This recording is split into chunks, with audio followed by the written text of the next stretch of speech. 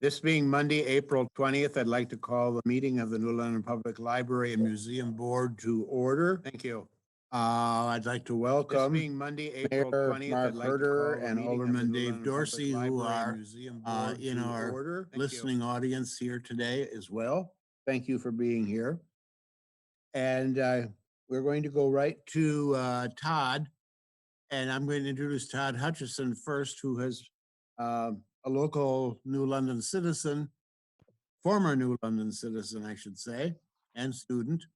And he's going to be in turn introducing Sam McGovern Rowan from the Milwaukee Public Library. So Todd, I'm going to turn it over to you if you want to make some introductions there or something, please. Okay, sure. Todd Hutchison, I'm with Wisconsin Redevelopment. My background is I'm a licensed architect. I did graduate from New London High School back in 1980. Went to school at UW-Milwaukee for architecture, so I have a degree in architecture, but I got into real estate development shortly after that, maybe a few years after I graduated, and I've been in real estate development ever since then. So 25 plus years I've been doing real estate development. I've been very familiar with this site downtown for quite a while, since prior to 2000, when the lumber mill was still there, and have been kind of following it along, and have always shown interest in it, and would really love to see the site get redeveloped. So I most recently talked with the city and have a proposal in to act as essentially a project manager or an owner's representative, if you will, on the project to assist the city in getting different parts of the project or different parts of the site redeveloped. And of course, one of the major components hopefully will happen is the library. And I've talked with Ann previously about how I got to know Sam McGovern Rowan in a previous job that I had. We actually shared an office together, and Sam developed as part of, and I'll let him talk for a minute, but he actually developed the first library with apartments above it in Milwaukee, and apparently did such a good job that the city of Milwaukee, or the Milwaukee Library Board, hired him full time to manage a number of other libraries with apartments above. And I had suggested to Ann that it would be really great if Sam could kind of impart some of his wisdom on your group about the benefits, the pitfalls, whatever he can share with us about how that works down in Milwaukee. And so that's how we set up the meeting. So with that, I will turn it over to Sam now and let Sam give his own background. Thanks, Sam. Thank you, Todd. Again, I am Sam McGovern Rowan. I'm the project manager for library construction for the Milwaukee Public Library. I've been at this now for just about 6 years. And prior to this, yeah, Todd has it right. We did share an office at a nonprofit. I was working at the Northwest Side Community Development Corporation, and we were the nonprofit co-developer of the Villard Square Library Project, which was the first mixed-use project in our now about decade-long campaign to redevelop 6 libraries as mixed-use projects. One of the steps along the way that Todd left out was in between my time actually working for the library and working at the Northwest Side CDC, I was actually put on the library board, the Milwaukee Public Library Board, which I served on for a couple of years, like you all are. And when we as a board and as the city and the library system decided to redevelop 4 additional branches as mixed-use projects, the library decided they needed a project manager to oversee what was going to be about a $20 million campaign to redevelop 4 branches. And they looked around for somebody who had experience in the nonprofit, community economic development sector, and libraries and construction. And that's a pretty small group of people, certainly in Milwaukee. And so after a while, I just kind of raised my hand to Paula Kiley, the library director, and said, hey, if we can't find somebody, I could quit the board, and I think I could do this job. And So I've been doing that since 2014. We have 4 projects since I came on board that we've been working on. 2017, we opened the Mitchell branch of the Milwaukee Public Library, which is a mixed-use building that was, I don't know if any of you are familiar with Milwaukee, but Mitchell Street was the downtown of the South Side, and was full of department stores that were built in the 20s. So the Mitchell branch is a library that we built out of a historic building. It's a 23,000 square foot library with 60 apartments above. That replaced the Forest Home Library. And taking a step back, all of these buildings that we were replacing with mixed use projects are all part of our library system. We've got 12 branches and an express library. Each one of those libraries were built in the late 60s, early 70s. They're old, falling apart from in one aspect or another. And we're just not flexible, not 21st century spaces, and did not meet our needs anymore. And flexibility is really the key to the new buildings. Having community rooms that are accessible, both as a space to have community meetings, and then when we're not using them, we open them back up as additional library space. I mean, that's just one example. I realize I've just been rambling because we're on this conference call and I'm not sitting in a room full of people. So stop me when if you have any questions. So we have 4 projects that we're doing. We started with the Mitchell Street building. We are also replacing the Mill Road branch, which is on the far northwest side of our city, with the Good Hope Library. Had the coronavirus pandemic not swept through, we would be open by now at Good Hope. That project is 99% done. We're just going for occupancy. But right now things are a little bit slow with having to keep people physically distant, and as you know, our libraries closed to the public right now. So if and when we can open up, we'll be ready to open that project up. That leaves 2 more projects that are in varying stages of development. The King branch, which is just north of the downtown on King Drive.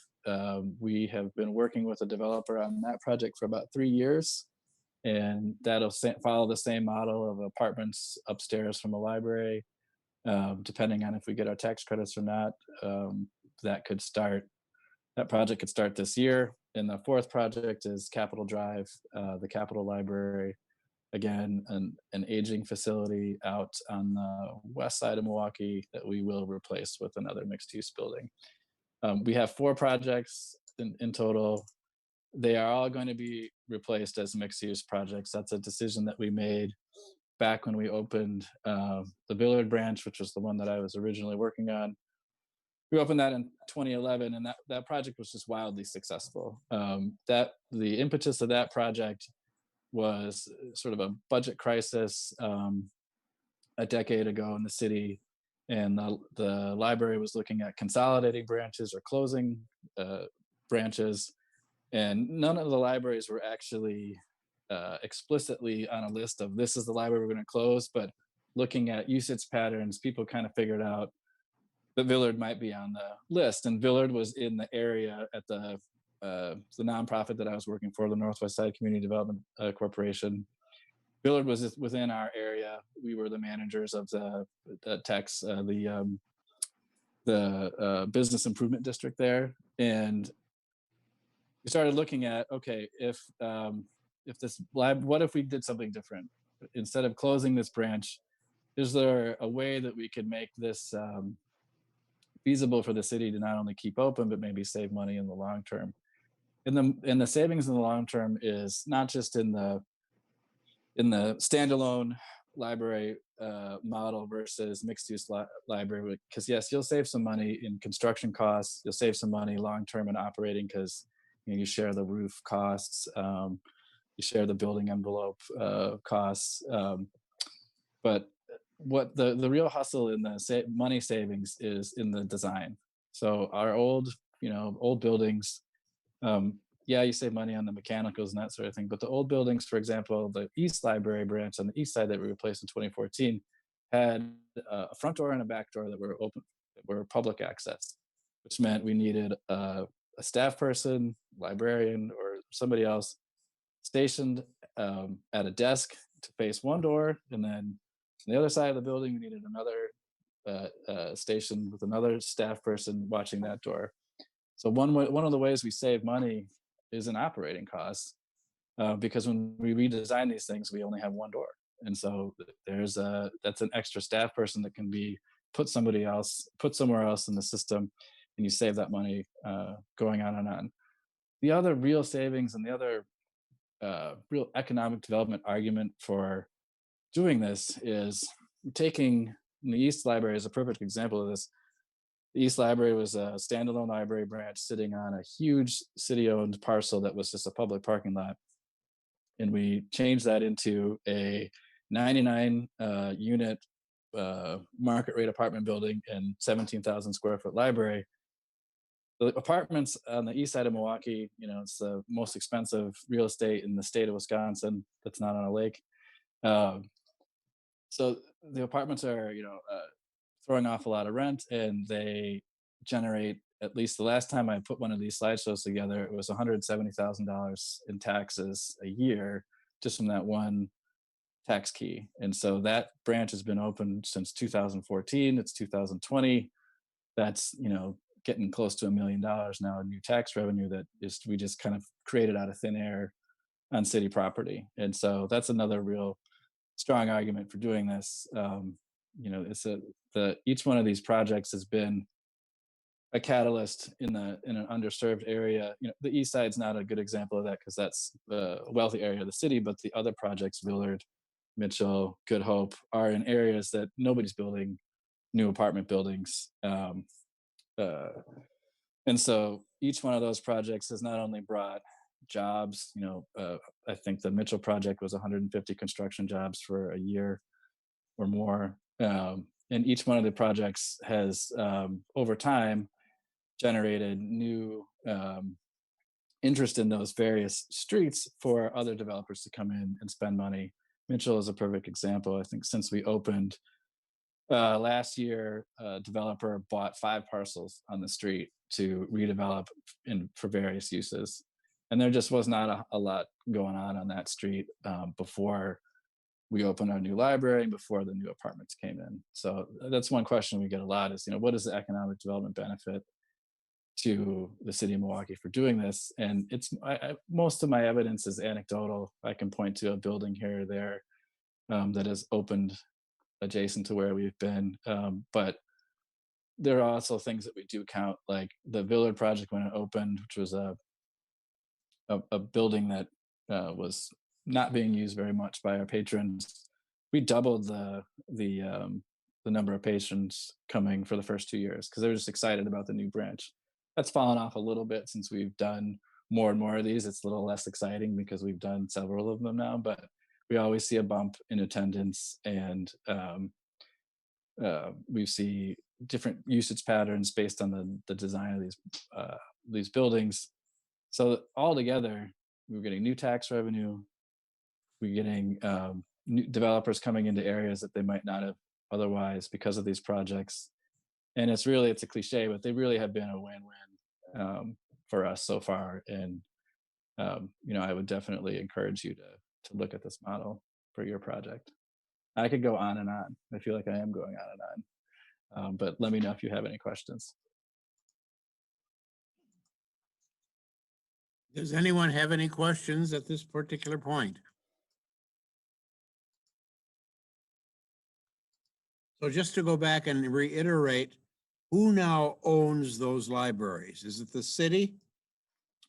Yes. So we've structured them all as condo developments. So each the apartments are owned by the developer or a development entity that's created, and that creates a condo structure where the Milwaukee Public Library retains ownership of the library space.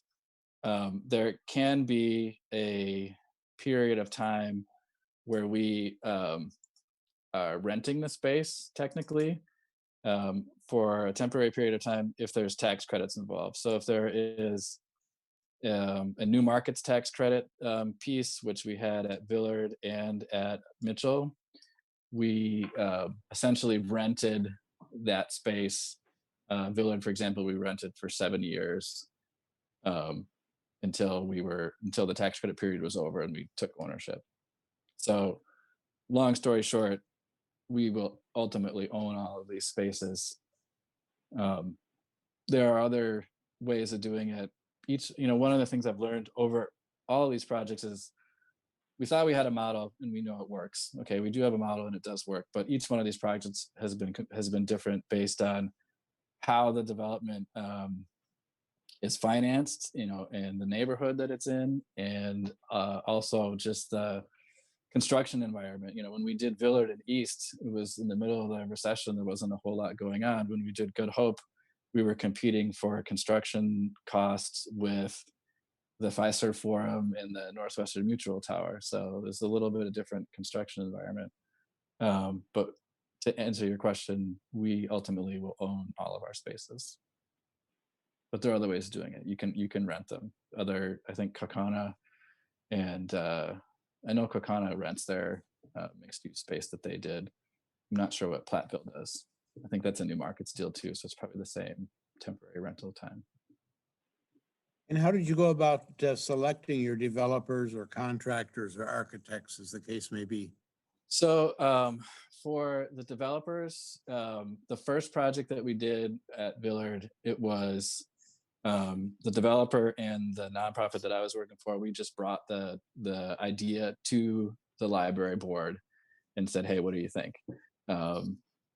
Subsequent to that, everything was through an RFP process, because we either had a piece of land in the case of the East Library, or we knew we were going to be doing these developments. So we put out an RFP for projects and developers. So we would ask for developers to show their experience in development and mixed use development, and also potentially give us a location, because in a couple of these we hadn't selected a location yet. I think it works a little better when you have a location in mind. In terms of architecture and contractors, we would do an RFP process for those. For those, we're required by city ordinance to do that. However, the library board has always wanted, and the library administration has always wanted to have their own architect on board for the design of the library space.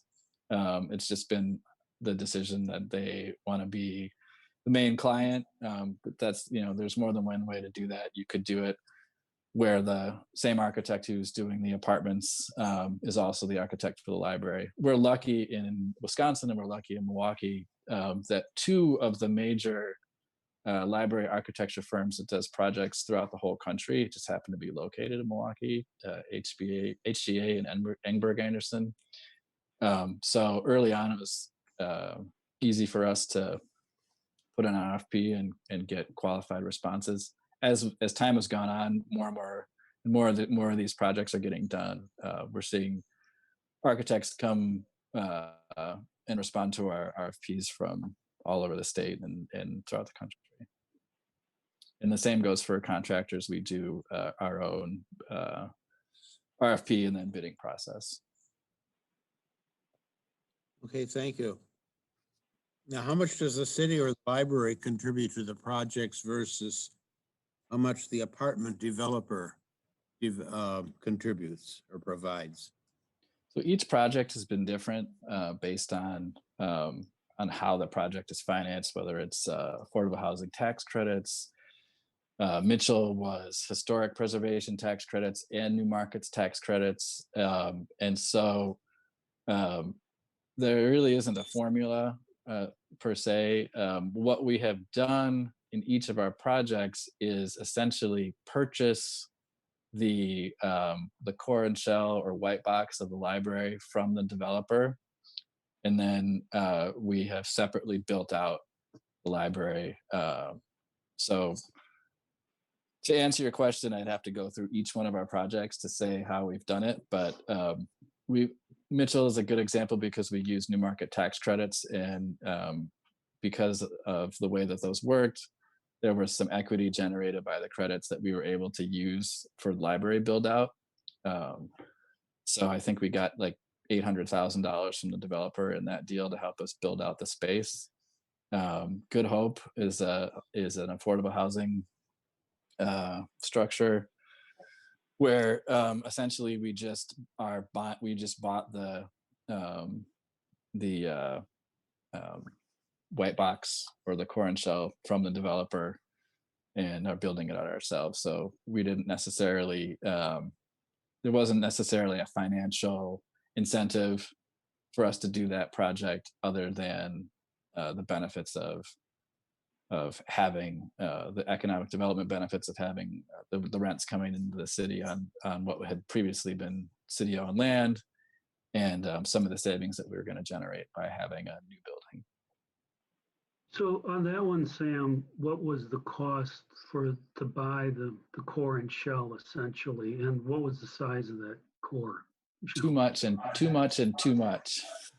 I think the core and shell cost on that particular project was 2.35 million for about an 18,500 square foot space. And that was a price that we negotiated with that developer based on scoring for the WIDA application and on what we needed and the size of the project that we needed. A lot of factors that go into that. And then what did you have to add on after core and shell to get to the final finished product? We don't have a final number on that project yet, but our contract with our contractor Platt Construction is about $4 million, and again that's a 18,400 square foot library, and in the extremely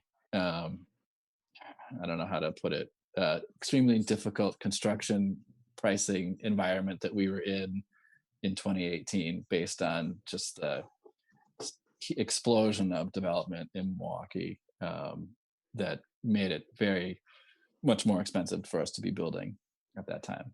So that 6.35 million, does that also include all the fixtures? Yes, so that's one thing.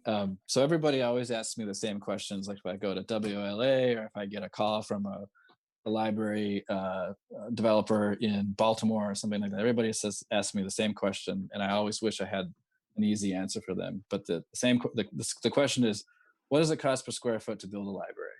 And it really depends. It depends on the market that you're in, and it depends on what you mean by what does it cost to build a library. Because what MPL has decided is that we're going to pay for everything as part of the development budget, so to speak. So, for example, all of the new computers and technology that are going into the Good Hope Library is going to be factored in to this development cost. So when I tell you that it's 2.35 plus 4, we're also including FF&E and things like computers. Like I don't know what our final budget is yet for that because we haven't finished the project, but it will be inclusive of all of the new technology and everything. And each one of these projects has something interesting and special and expensive. And those interesting and expensive things are also things that we try to supplement with our foundation. And our foundation has generously helped us with that. Because it's it's not easy for us to ask the taxpayer to foot the bill for some of those things. So we're lucky that we have a foundation that does support our projects as well. And if since I have the floor, before we skip too far ahead, you talked about RFP for developers. How do you manage to make sure that you're getting apples to apples, sort of when you're looking at developers, do you have to have a pretty detailed scope, or how do you do that? Um, we have a very detailed scope. It's out online. You can find it. Um, uh, that is a matrix of responsibilities between the core and shell developer and the contractor that's going to build out our space. So that does go into that RFP for developers. Um, and I don't know if that answers your question, Todd. No, Um, I think it yeah, does. Just from somebody that sits on the other side of the table as a developer that competes for these things, it's sometimes difficult to, people will say, well, give me a price for this building or that building. And unless the person that's submitting the RFP already has a pretty detailed idea of what it is that they're looking for, they will get quotes all over the board, um, and then you don't find out what you actually bought until you're down the road. So right. it's almost like you have to, in a way, sort of design the entire space to get an accurate, apples to apples comparison amongst developers. And that was why I was asking.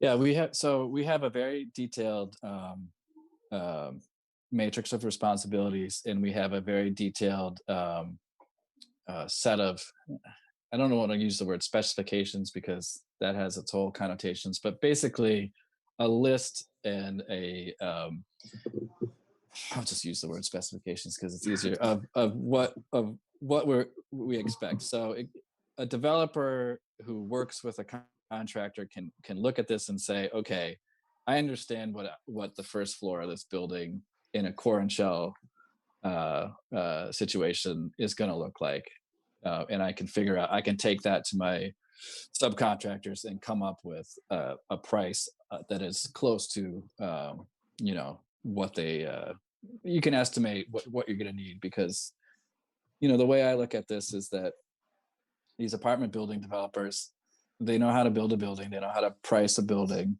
We're just asking them to build us a blank first floor with some unusual specifications and requirements. Like, for example, we want 20-foot ceilings, and developers always look at me like, why do you need 20-foot ceilings?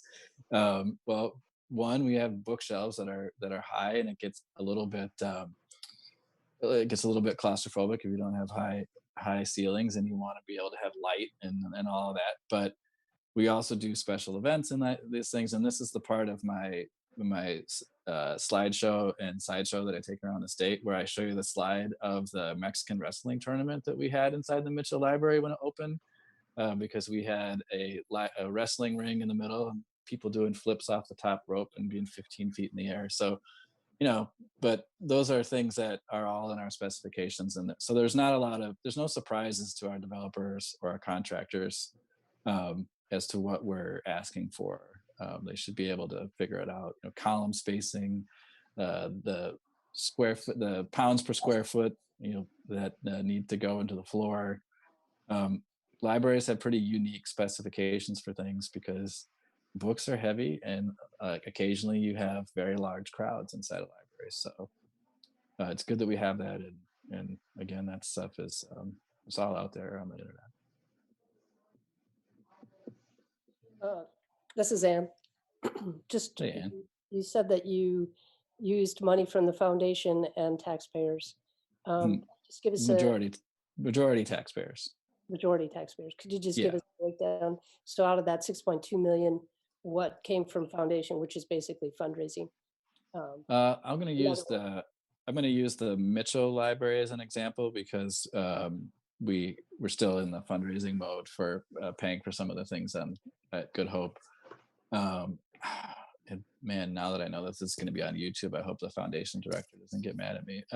I think at Mitchell we had about it was at least 325,000 in foundation support, and my guess is it's probably more than that. But at Mitchell, we had this opportunity to build a makerspace in the lower level of the building, and that was very exciting to us, but also very expensive, and that was paid for by a large grant from the Northwestern Mutual Foundation that came through our foundation. So Is there other fundraising besides your foundation? our foundation, yeah, there's the Friends of the Milwaukee Public Library, and then there's the foundation, but we don't have like an outside capital campaign or anything like that. It's just the taxpayer capital, the capital contribution from the city budget that is allocated to the library. What they did was they took an estimate of how much they thought it would cost to do 4 libraries and spread that money out over a significant, maybe I think over 6 years. So every year we'd get a couple more $1 million to put into that fund to build out our libraries. The only trick with that is that was based on, I want to say maybe 2011 construction costs. And that is, obviously those numbers have gone up. The construction cost numbers have gone up substantially since then. Although who knows, maybe in the next couple of years, things will be less expensive to build. I don't know. Right, thank you. So this is Ron again. Yeah. What the economic impact as far as the surrounding area is concerned, where you have put mixed use libraries and so on? So I don't have a measured number, and I should probably do that. There is software that you can get to do that, but like I think I started to say at the beginning of this, we have seen in every of the areas that we have developed these, especially in sort of the underserved markets, we have seen new development go in on those streets that these libraries have been built on, where I would not otherwise expect that to happen. Even Villard, which is in a very low income census tract in Milwaukee, it took a little while, but there's a new apartment building going up on that street.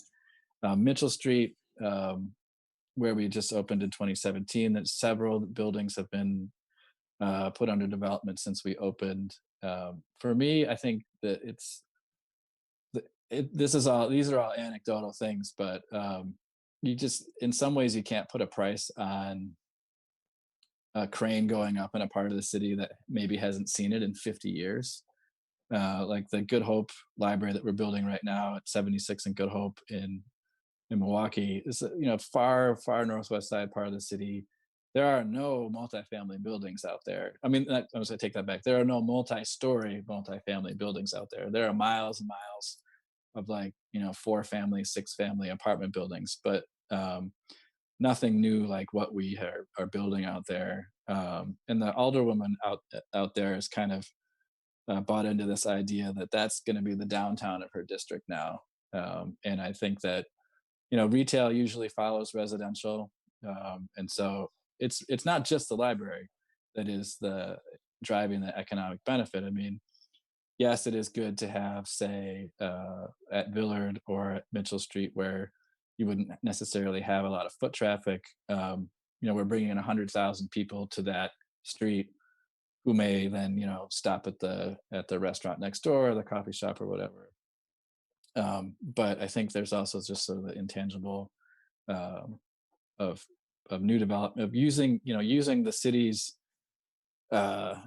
investment to prop up these neighborhoods that wouldn't necessarily see them. Because really, if you're going to build an apartment building in Milwaukee, you're going to build it near the lake, or you're going to build it downtown. There's not a lot going on in other parts of the city.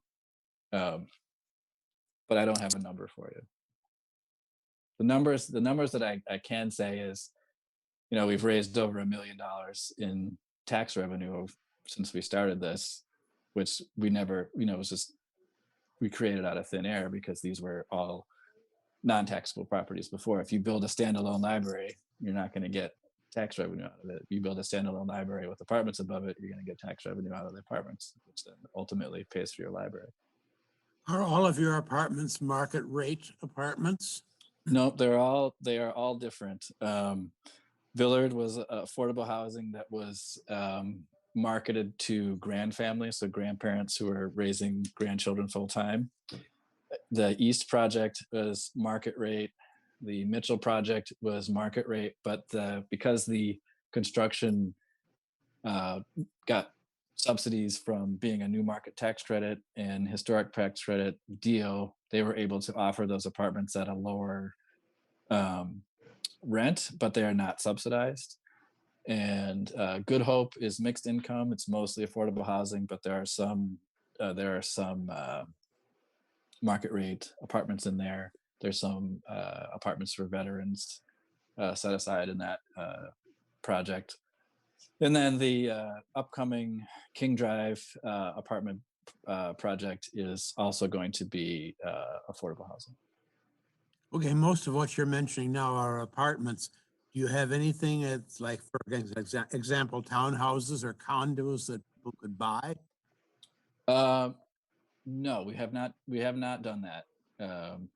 It's all been apartment housing, and that's not to say that if a developer in one of our RFPs proposed condos, that's not to say we wouldn't look at it.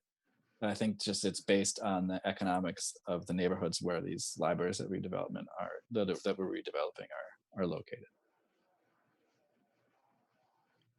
Okay, does anyone in the audience have any other questions that you'd like to address to either Todd or to Sam? Sam, I got some questions. You had brought up that you raised over $1 million in tax revenue. Yeah, the How long apartments. of a period was that? So the East Library opened in 2014, and that's about $170,000 a year.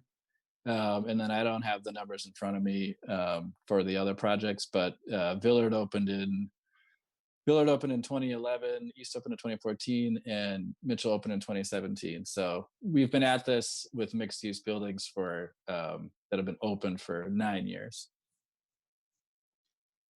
So the library isn't paying taxes though, because they're No. a condominium, right? It's just the Right. apartments above. Yeah, that are condominium. what I mean by that is that, and one of the problems that the city of Milwaukee has for raising revenue is that a huge part of our taxable base of the city is made up of untaxable property, whether it's churches or city property or parks or whatever it is. Geographically, it's just not raising tax revenue. And so the only way for the city of Milwaukee to raise tax revenue is to build up, to the sky in apartment buildings, condos, or whatever else. And this is a way to build buildings throughout the city that raise tax revenue versus just concentrating in just the downtown or the east side or Bayview. So with the mixed use library, you have the selected income that live above that. What is the coexisting? Is there any issues between the two, the residents and the library? Issues meaning like sort of like tenant issues. Conflicts of interest? Nothing that you wouldn't have with any any kind of apartment situation. And if you have a good on-site apartment manager, that kind of stuff works itself out really easily. We haven't had any issues. We haven't had any issues that are like worth like I could even remember off the top of my head. Nothing out of the ordinary, or nothing that's difficult.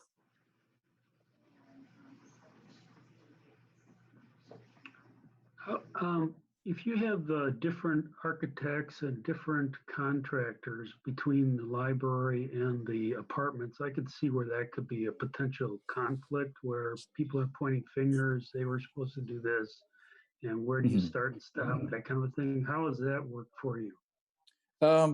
It's up and down.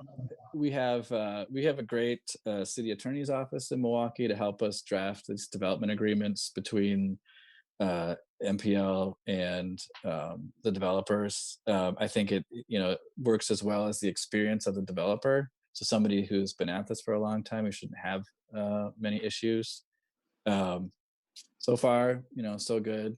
Good Hope has been a little bit tricky over the years, but you know, there is a lot of coordination that has to go into the contracting and design, just the way that we do it, where we purchase this white box essentially. So we're counting on the developer's contractor to build it to the spec that we've said, and we're counting on the contractor's architect or the developer's architect to make sure they're designing it properly. So there's a lot of coordination that has to go in, and that's to be honest, that's like a lot of what of my day-to-day work is managing those relationships and coordinating all of that.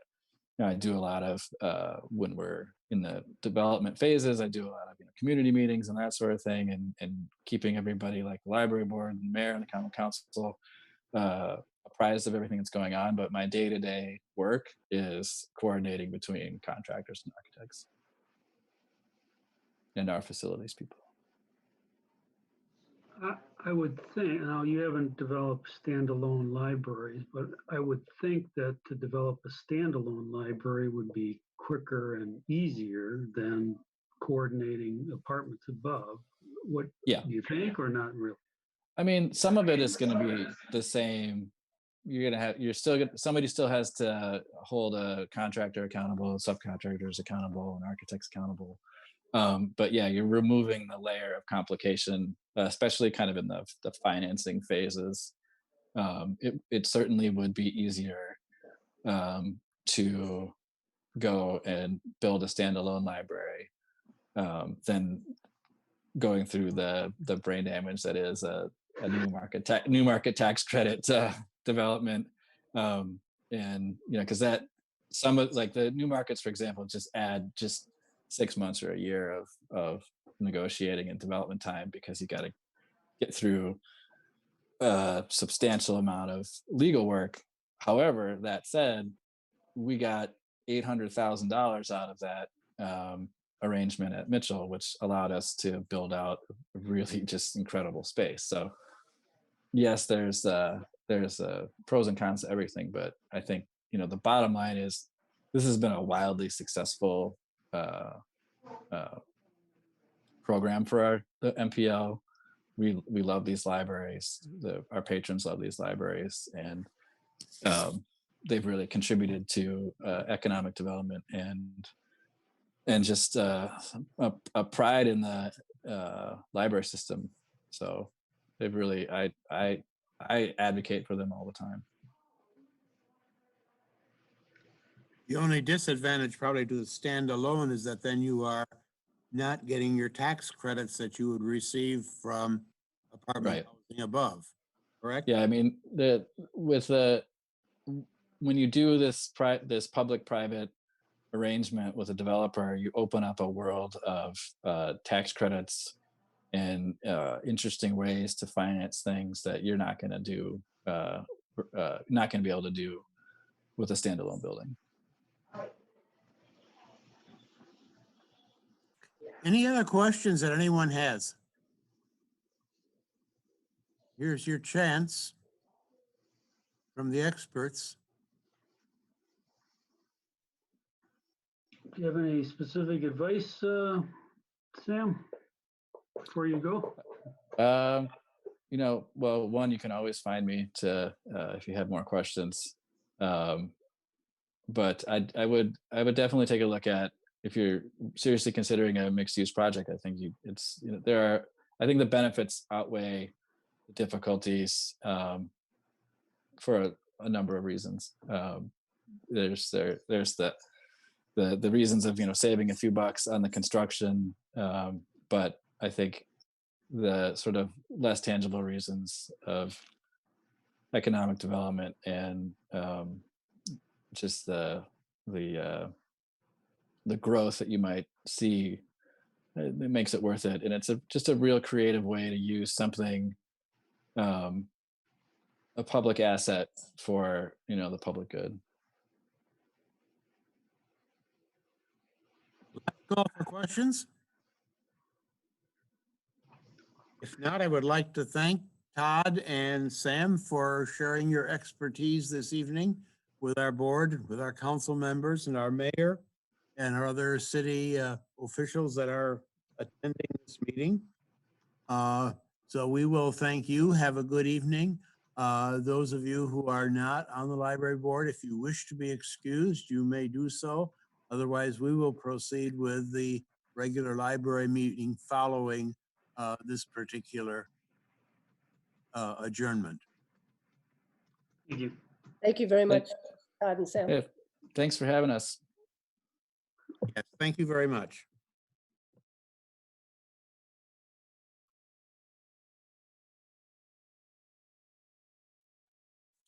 Okay, with that, I will go on to the regular agenda for the evening. Betty, do you have our roll call taken? I think we are missing Jenny. Is probably our only one. There is someone on there with Loul who, oh, that's Lou. Okay, never That's mind. Now I have everyone. Okay, thank you. Okay, next on the agenda then would be the approval of our minutes from the meeting of, we get to it here, March 16th.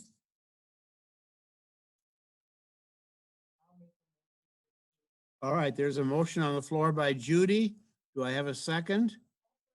Seconded by Chris Bierman to approve the minutes of March 16th. All those in favor, please say aye. Aye. Opposed? I, Motion is carried. Next, we will move on to the action on bills to be paid. First of all, for the library. Are there any questions on the library financial report?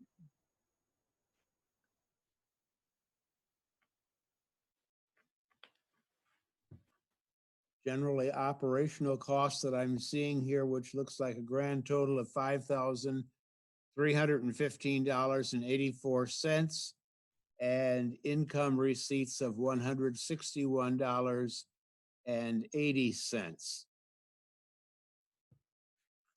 And looking at the museum finance report.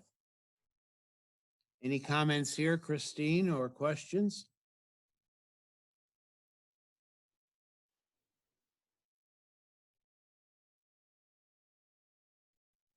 If not, there are expenses in the amount of $286.05 total. I would entertain a motion to approve the financial reports then for the library and the museum in those amounts. So moved. I have a motion on the floor, second by Chris Bierman. Thank you.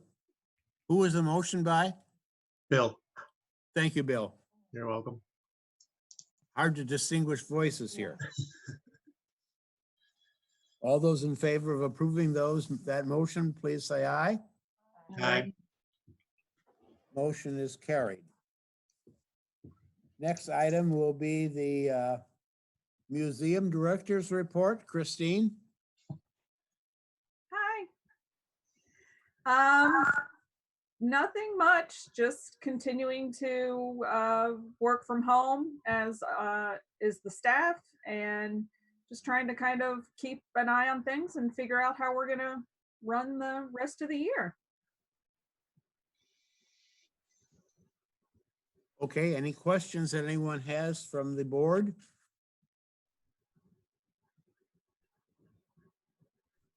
If not, we'll be looking at your 5-year capital expense request as part of the new business there. Okay,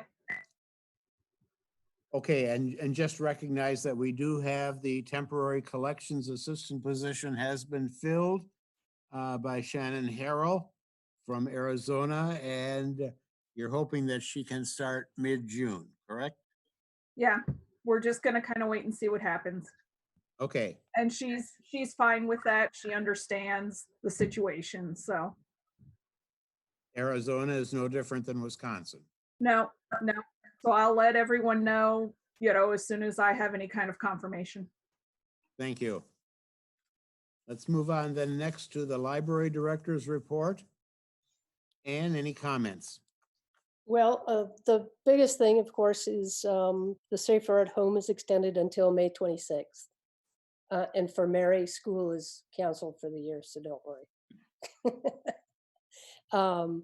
But we will be able to do curbside pickup. So I had a meeting today with some directors, the directors, to see how and why we're how that's going to happen. I have another meeting on Wednesday morning, but I think we can have it ironed out enough by Friday to start. That's the earliest we can start is April 24th, according to the governor's edict.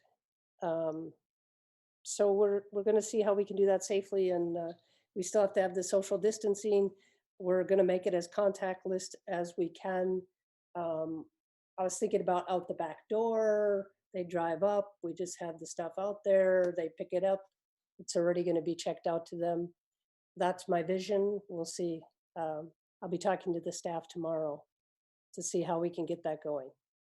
That will, and there's still a question on whether that is going to be just our stuff or if they're going to start delivery again. If they don't start delivery, then it's just going to be what we have in the building. But isn't too shabby either, so. No, I think there's plenty here to read. Yeah, What would be the ways in which you would notify the public? Primarily through Facebook, probably? well, Facebook, our electronic banner, the sign outside. We have a newsletter that actually, I think, can't remember how many it goes out to, but we actually have a pretty incredible open rate for that. When I listen to other people get 20%, and we usually get between 50 and 60% open rate on that. So that's one big way that we're going to do it. Somebody already emailed me and asked me when we were starting. So people have been listening to the governor. The newspaper, of course, it'll be on the city's webpage, our Facebook. The city will pick that up. Hopefully they'll share it. You know, I'll have Stacy read the book about it. She seems to be getting pretty popular online. Are you requesting all material to be returned? Well, that is another iffy part of the piece, is that it didn't say anything about returning materials. So if we did start returning, if we did accept return materials, they would all go into the book drop. And right now, the recommendation that I've been seeing about plastic, and remember, plastic is what we cover all our books in. So it's not really, don't look at what the kill time for the virus is on a book, because it's really plastic, and that seems to be 72 hours. So whatever does get returned will sit for 72 hours. At least that's the number I've been hearing. Again, there'll be other meetings about it, and maybe smarter people than me will know the answer. But right now, the 72 hours, we'll just hold everything for 72 hours, and then we'll check it in from there. Now, we will not be accepting anything when people will want to do this, because they do it now, hand it to us as we're giving them their books. So we won't be able to take books. Hopefully, Debbie has sewed masks for all of us. So if staff members want to wear masks, they will be available. We do have some gloves available, but you know, it's all going to be washing hands. It's the same thing that we do, because they're pretty icky books anyway. Even in the past, our hands were washed all the time anyway. So we're still ironing those things out. Summer reading is going to be another big question. You know, we usually do once a week. We have a big program, even if it's allowed. I don't know how many people are going to want to come to a 100-person program. So we're trying to think of how we can do passive programming, send it home with people, like with kits or some kind of something like that. We're also going to, the state is considering purchasing a online summer reading piece, so that people can sign up electronically, keep track of their things electronically, get badges and prizes through online, which is great for some people, but we still have to have a piece for the people who do not have online access, which actually is more people than we think. We're talking about that also. There's a LSTA grant available for the systems, and it's possible that we could purchase some hotspots, so we could either check those out to people. You know, in case you don't know what a hotspot is you can purchase a piece of equipment and then you buy a monthly subscription to data. So through AT&T, Sprint, or Verizon, and then you can let people check those out, and then they have internet connection at their house through the library. So that's what we've been working on, thinking about. Even before, as you can see from my report, we were talking about maybe having Ted come over and take a look. We still have him do this, but you know, like plexiglass at the counter, gloves, and how we could rearrange the furniture to, and we still probably should do this even if the library opens. We should still do the 6 feet and all of that stuff. So we're taking a look at how we can reshape the library as it is to allow for social distancing, which I guess is not the PC thing now, it's something else. And with curbside being in place, will workers start to come in then? Is that? Yes. Yeah. Yes. It says you can only have one person in a confined space, but I would not call the library confined. Right. We obviously have to still have the 6 feet. So Wapaka did curbside before they closed, and they said they were inundated. So we have to carefully think about how we're going to do this. And according to the governor, it says it has to be scheduled. Now, what scheduled means, I don't know. Does it mean we're going to be doing this for 2 hours and you call us when you get here and we'll have it out there? You know, those are all questions that we're hoping can be answered Wednesday morning, a little bit more with other libraries. I was just talking with a manager from the Milwaukee area, and they said they were doing something like time slots, like 15-minute time slots they have to sign up for and all that Right. stuff. I just wondered what our plan was. Which would work, except for, well, the other question is, we should have some nighttime slots. Right, they had a longer time frame. We should not just do it 9 to 5, so we should have some 5, and at least Saturday, a couple hours on Saturday as well. I mean, if we're going to do it, we need to make sure that we have access for everybody. Right. And then the other question was, are we just going to do it based on holds? Which again limits people to whoever has computer access. My thinking is you can call up and say, I want 3 mysteries, and we'll just go pull them for you.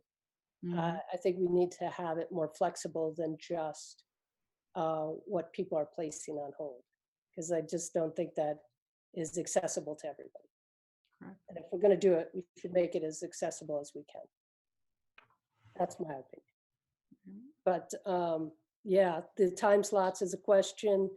Otherwise, you know, we have it sitting, they call us and say, I'm on my way. We put it out there and they pick it up. We put it into a tub, or not a tub because they'd have to touch that.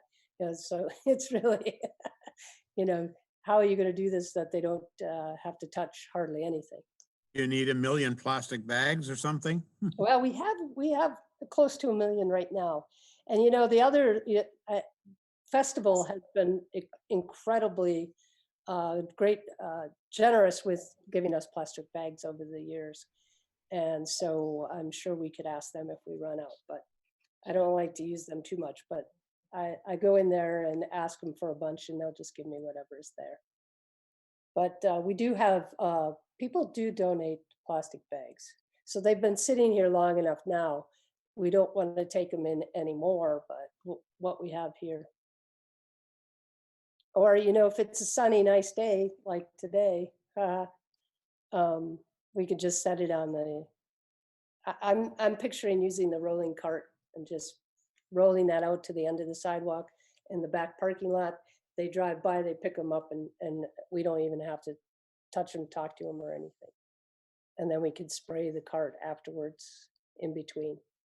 That's just my preliminary thinking, without any input from smarter people, like I said.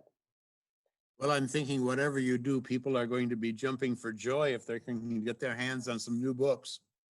Well, yes, I think that there are, and it's going to be a mess no matter when we do it and how we do it.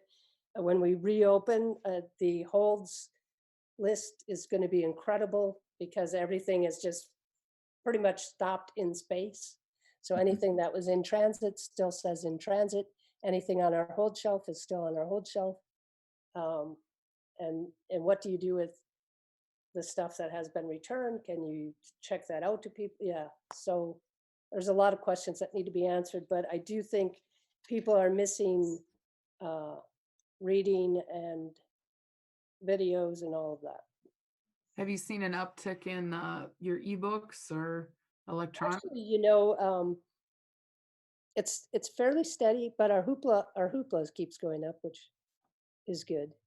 But our e-audio and ebooks are pretty steady right now, but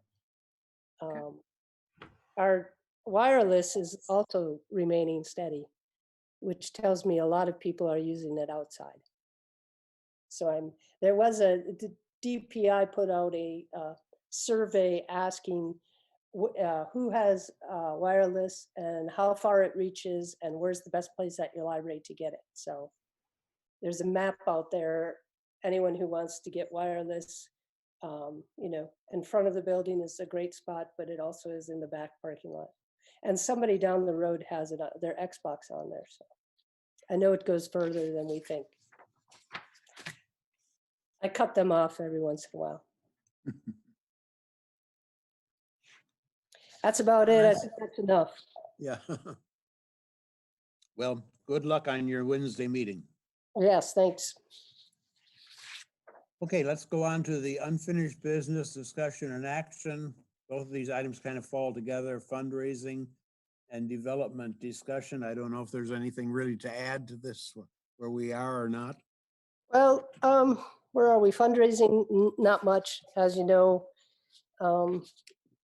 we have pretty much stopped fundraising. Things are still coming in from the past, which is nice. And we still have a lot of stuff that's loose ends are out there that we haven't been able to really go out and discuss with people because we don't have a plan anymore. And it's difficult to talk about, what this might look like when we don't know. So, and that leads us into, we didn't give Todd much time to talk today because we really wanted to talk to Sam. But, that the city is considering entering into a contract with Todd to be the project manager, so to speak, on this project. So that's going to come up at the economic development meeting at the end of this month. And then if it passes through there, then it will go to the full council in May. So if you want to sit in on a discussion with Todd and the economic development, that's the last Tuesday of the month, which is some date. Somebody probably knows, do you? April 26th, It'll be April 28th. 28th. on Tuesday. That's the Yeah. So April 28th. I'm sure it will be a Zoom meeting, so it'll be online. And Todd will be at that. I'm assuming Todd will be at that meeting to talk about it. It went to the first economic development meeting, and they kind of sent it back to committee to come back to economic development again. Okay, moving on then, new business. We have the 5-year capital plan. This goes back to Christine. Yes. So we were asked for our 5-year capital plan. as well as you'll notice in there, it says 10 years, 25 years. Judy over at the city had asked that we include what we thought the lifespan of that project was, which is a little challenging. I mean, I have exhibit cases downstairs from when the museum opened in 1917. So they can last a while. But I tried to come up with kind of some estimates of about how long some of the equipment and things like that would last. So as you can see, this is where it's at with, you know, some unknowns at this point, but these were projects that I came up with that I thought would be good. And everything, again, is mobile so that it can be moved around the museum or moved around the building, depending upon what the future holds. Okay, you have for 2022, the public research area and office redesign. Is that, I don't want to say putting the cart before the horse here necessarily. I'm wondering whether if you go ahead and do that and then things change and you have the whole thing ultimately as a museum, would that be in haste? It would be what we would purchase for that would be then used in, you know, so like, for example, I would like to purchase, you know, potentially purchase some desks for the staff. Those would easily be able to be then used no matter where their office was located. So just as an example. Okay, it was just a thought that came across my mind here. Yeah, and like I said, I'm not, you know, I don't have a problem moving these things around. Good muscles. Yeah. But, you know, I mean, I don't have any problems with not doing that in 2022. It can always be put off, or, you know, the collection storage units in the main storage area. What I'm talking about in terms of main storage is that small room off of the meeting room that the museum uses as its collection storage. We've been needing to get compact storage units in there for years. And no matter, you know, if we, you know, take over the whole building or not, we would still use those compact storage units. They're similar to the ones that the library has in that downstairs storage room. So it's that same kind of space saver compact storage unit, and it can be moved if it needs to be. But so that, yeah, it's like I said, it was kind of a challenge to come up with capital requests just because there, you know, we just don't quite know what's going to happen and when. So I was trying to think of things that I knew I would be able to utilize no matter what went on in the building. Okay, do we need a motion then to approve the requests for 20, or the 5-year plan, actually, I guess I'll call it that? Probably, yeah. Do I Yeah. have what's that? Okay, it's moved by Christine Berman, seconded by Judy McDaniel. Further discussion? There being none, all those in favor of the motion, please say aye. Aye. Opposed? Uh, I guess I'm jumping ahead of myself. Okay, motion is carried. Thank you. That is the extent. Well, unless you want to have $3 million for a new library on the Capitol. Oh. But that wasn't on my paper. Yeah, I know. I'm kidding.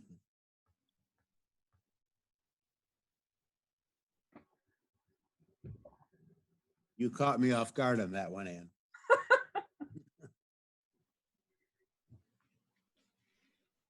Okay, anyway, those in, we have approved the museum capital request. That's that item, okay? Any other business to come before the meeting? Actually, I do have a question in terms of the museum going forward with the safer at home orders. Museums are asked to remain closed. That's what I'm assuming, that everyone is okay that we are doing that and that the staff is still working from home. I will probably come in a little more often just to start to work on the exhibit that I'm going to be getting in place in summer, but is that okay with everyone, that we're just kind of, the museum is just kind of status quo? Any comments? It really has to be, I guess that's the way we are until we get some other word. Okay, thank you. I just wanted to make sure.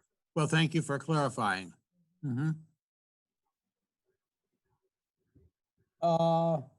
That's the extent of our agenda. So with that, I would entertain a motion to adjourn. So moved. Okay, I got a motion by Christine. I'll take a second by Bill there, okay? That's fine. Okay, moved and seconded to adjourn. All those in favor, please say aye. Aye. Thank you so much for joining us tonight. Can I just clarify who made the motion on that adjournment? I did, Chris. Christine Berman. And I seconded. Chris and Bill. Okay, Yep. thank you. You're welcome. I just would like to thank Chad for setting this Zoom up for us. Thank you very much. Yes, thank you, Chad. Maybe he fell asleep. No, he's there. Are you still there, Chad? If you're not, we thanked you. You'll see it online. Okay, with that, we are adjourned. Okay.